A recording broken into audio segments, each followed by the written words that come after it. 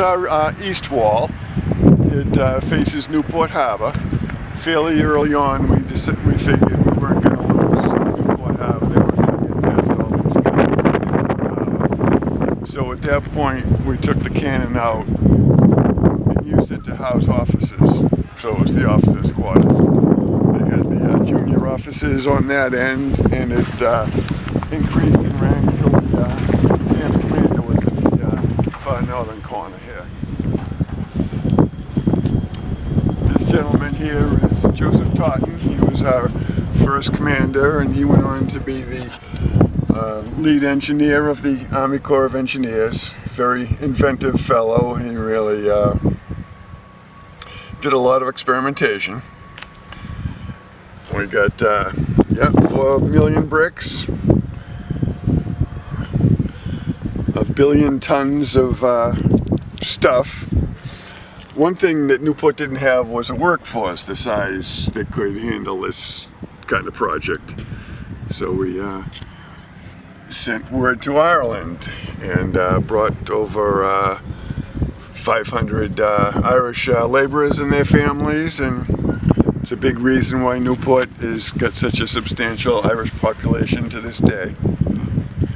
So we've got St. Mary's downtown, and got the St. Patrick's Day parade, and lots of Irish pubs. But they worked quite hard. They had generations of time working on the fort.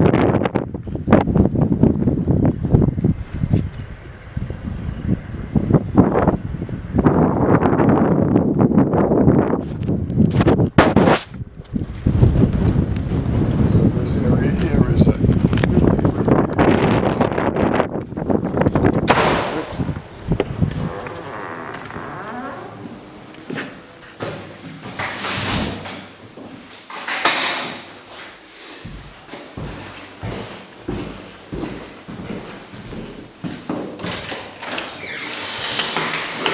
showers and all.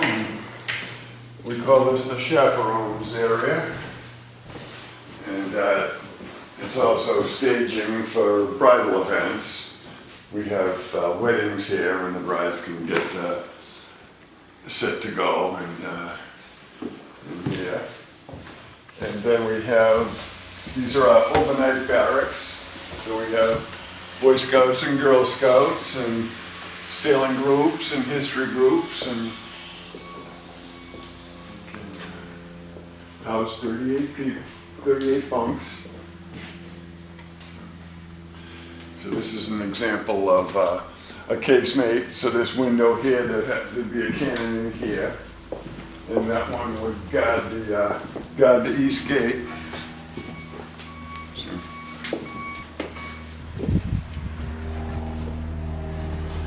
Would also shoot down the line there if anybody was. That's the exterior wall all the way back.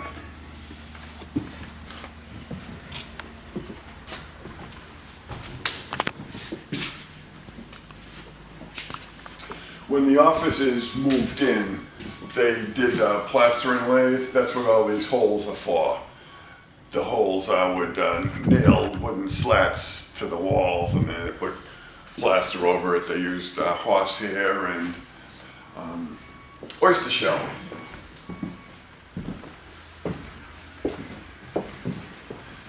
So we have a group of scouts coming in this evening, in fact.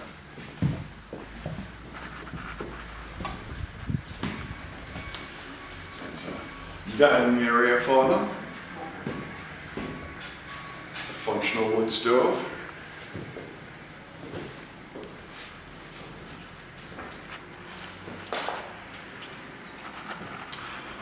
But yeah, you can see how many bricks. Essentially every room has this vaulted ceiling.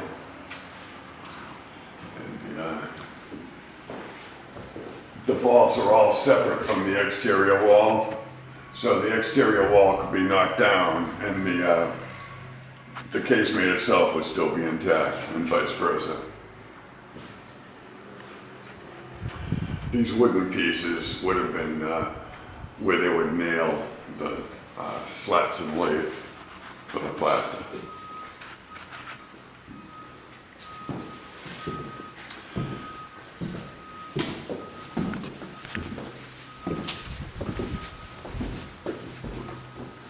And so we just have 3 more restrooms and some photography recently added.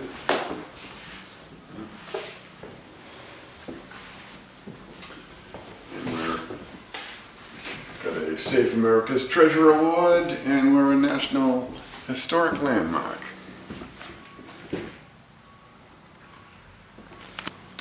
So a lot of our funding comes from grants and awards and such.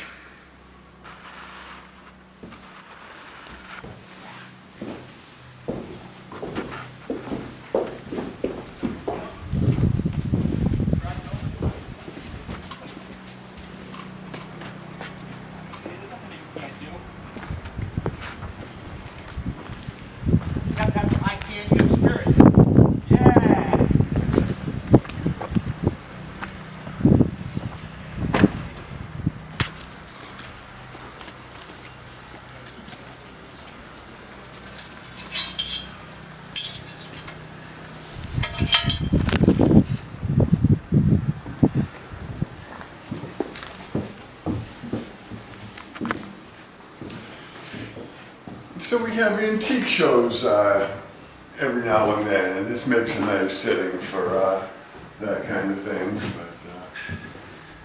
And the folk festival comes in, folk and jazz fest, and they love setting up interviews and such in these spaces. It's really pretty amazing stuff. So you can see they got the rosettes on the ceiling and the woodwork, the molding. We got the pocket sliding doors. There'd be multiple fireplaces. So depending on the size of the family would be how big an area the offices would get.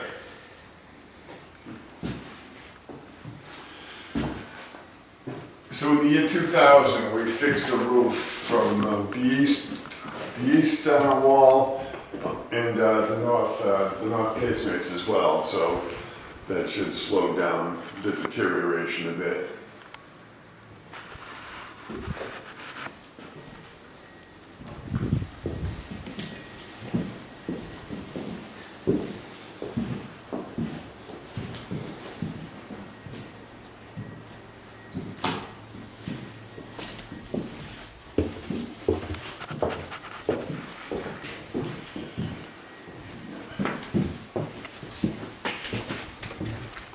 So these doors are so people can walk up to the buildings and look in, and they're still safe. We don't want people going inside because it's pretty hazardous. It's nice that we used to have gates and fences and all, and we got distracted. Major General Centracchio helped us commemorate the start of our renovations. The year 2000, we put the flagpole back up and started on the north casemates. We've got an exhibit from the War College, Naval War College here, and then we've got our rental casemates down there.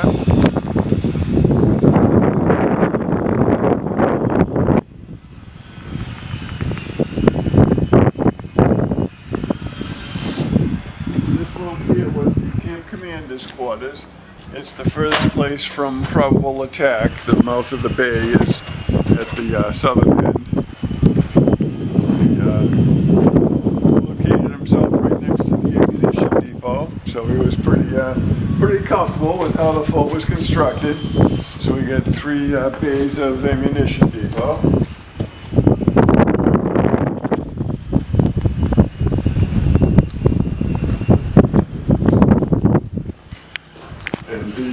These casemates here would guard the North Gate. Here's our fort float for the various parades that we've been entering into. St. Patrick's Day, we're going to be in the Newport Police Parade, the Aquidneck Island Police Parade, and we did the Bristol 4th of July Parade. And we had one event here with a fancy dining room set up and fancy lighting, and it really kind of like a Gothic cathedral kind of setup. Pretty artsy.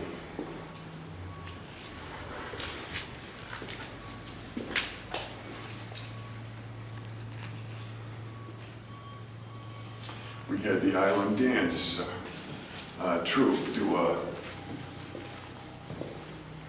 do an event here, and they really dressed it up nicely as well.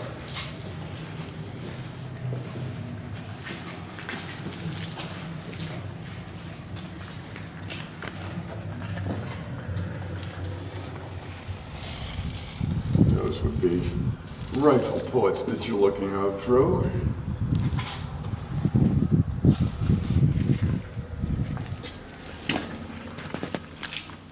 This big window is another casemate where a Canon would go. They'd have a pencil here that would the Canon would pivot on. You can see the half circles of granite that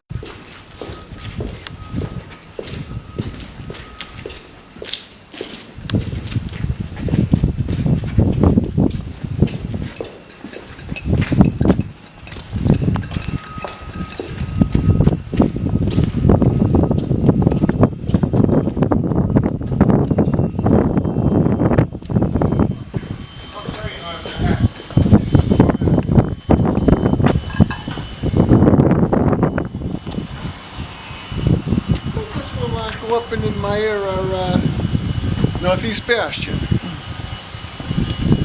These stems are slanted like this to allow the water to run off. We don't want it to be pooling and freeze up. People are running up and down with ammunition. We don't want them slipping and sliding as well.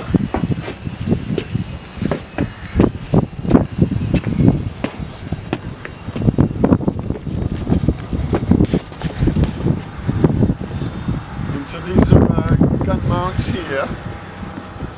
They have the lighted guns on the roof line. They'd be fastened on the pencil and run on the half circles with the wheel.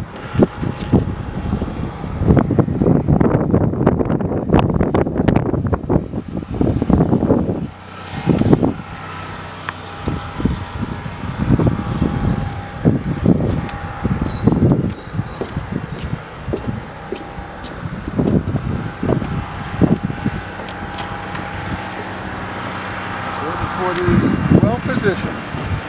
So this is the north end to cover the northern approach during the Revolutionary War. There was batteries down over that way, but the British came around Jamestown from the north here and snuck right by us. So we're ready for them now. It's the Naval War College, the Newport Bridge. Downtown Newport. Jamestown. Clingstone, the house on the rocks over there.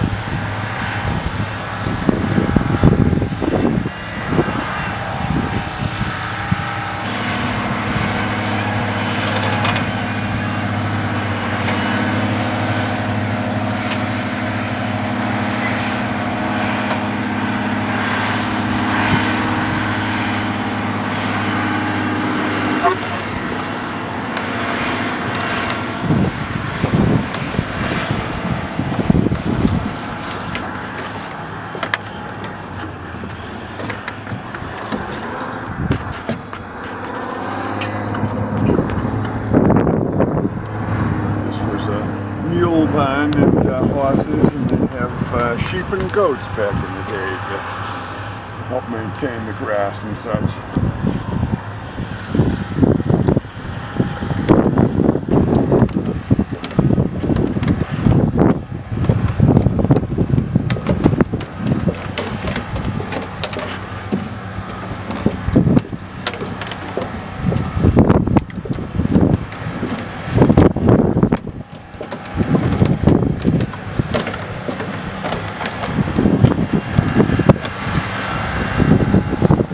Folks are adding new new power for the America's Cup stuff. They're running a lot of electricity all through that area.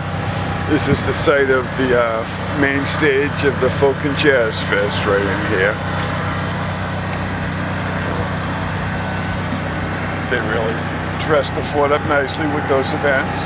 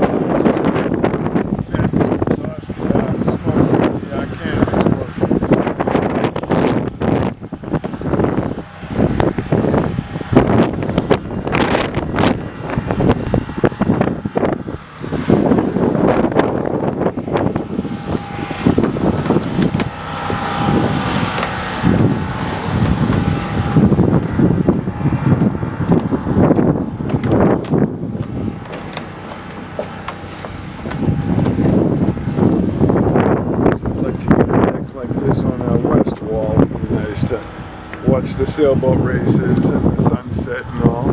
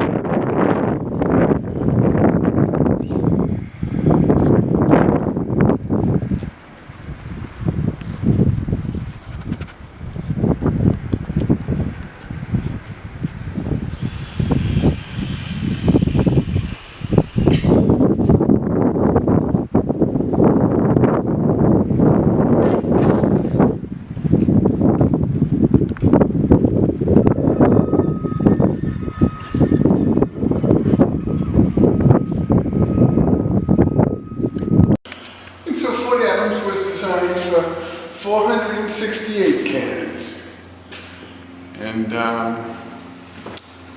this is kind of the lucky one.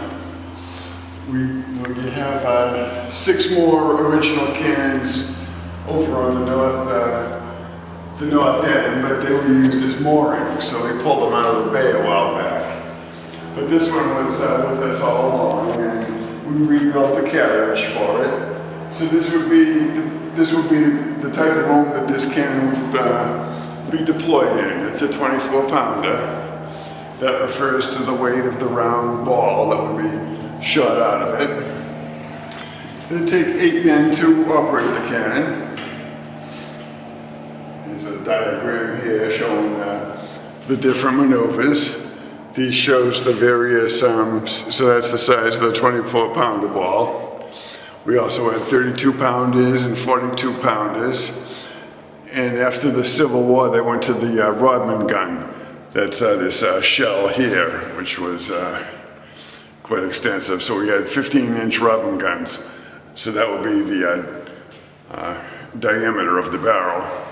You can see the difference in size. So the 24-pounder would weigh 5,500 pounds. And the Rodman would weigh 50,000 pounds. Quite a difference.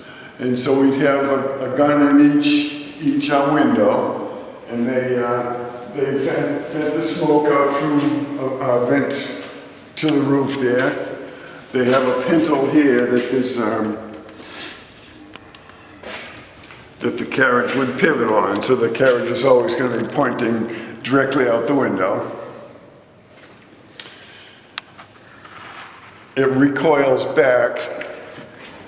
They'd load it up, then they'd run it forward out the window to fire it.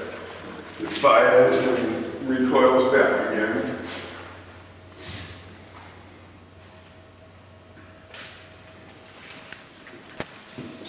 And they're quite loud. I can just imagine you'd have 6 of them going in a small confined here. It would be pretty crazy. When we have reenactors, they bring 10-pounders, field guns, and even that, the ground shakes when those things fire, so 42-pounders were really kind of crazy. So this exhibit space is donated by the Naval War College. That's the history of Narragansett Bay from the early years on this end up through to the current day.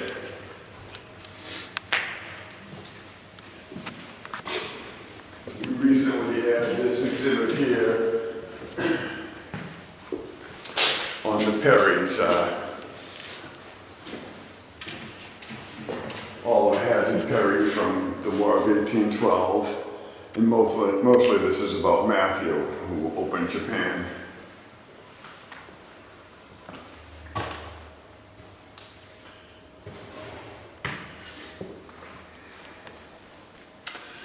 And this is to honor the Black Ship celebrations in Newport.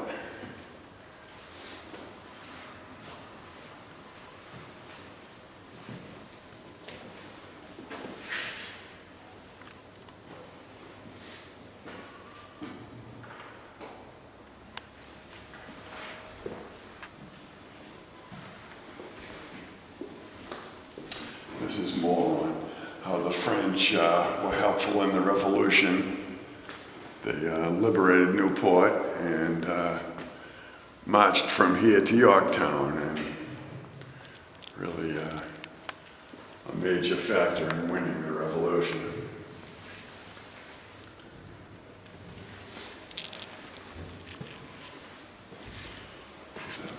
Defenses of Narragansett Bay, we had stuff everywhere. Major air bases, major fuel depots, ammo depots, torpedo stations, a major fleet anchorage. During the 20s, they'd have the Great White Fleet anchored all through the bay.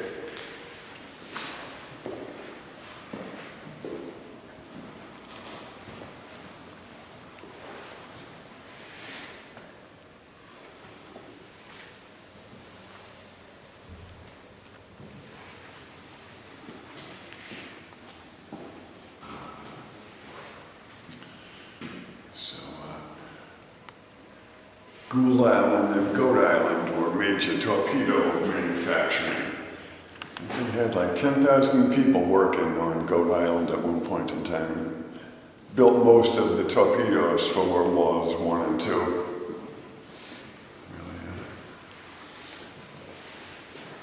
Kind of led into Newark and Nusk these days are major underwater research facilities. Most of the Navy ships have moved out, but we've got quite a number of commands. Education and training these days. This torpedo here is actually a smaller torpedo. This will be an airdrop torpedo. This is the Mark 13. The Naval War College had some just cut it in half to view the interior. It's like a rocket ship. I was astonished at how intricate. It's really, well, it's like a small ship, really. It's pretty fancy stuff. So yeah, so this first one is actually that model of that there. And then the next one would be from a submarine torpedo, and then the biggest would be destroyers. So.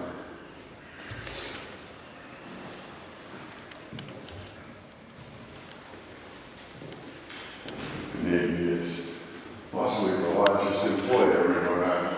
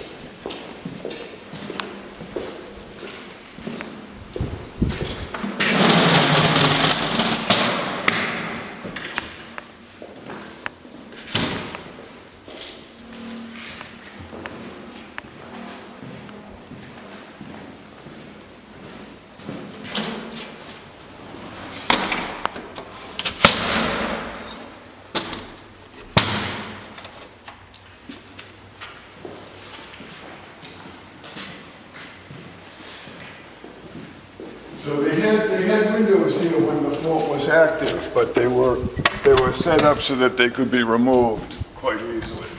You wouldn't want to fire any cannons with the windows in place. So if an attack was imminent, they just strip it all down.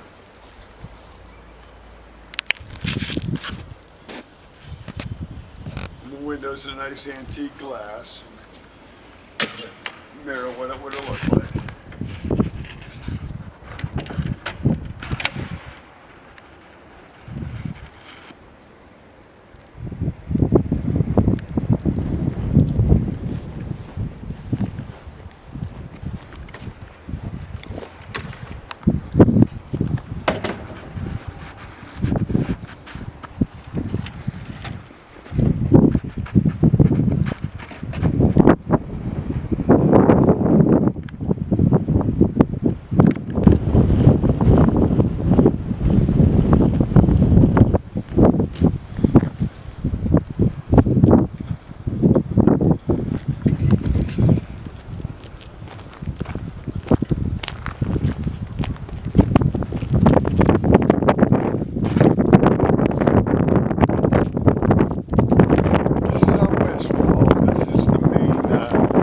Main line of defense.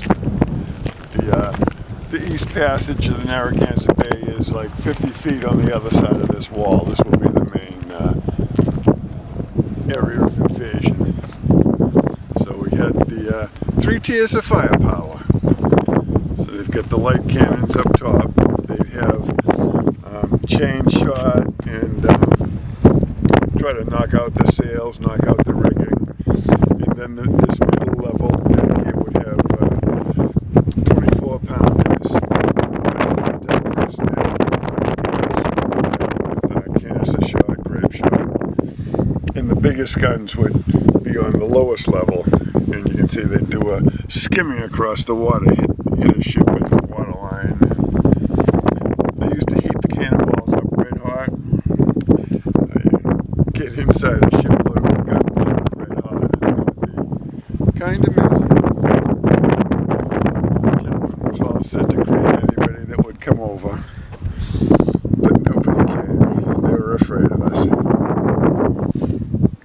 We built it too good.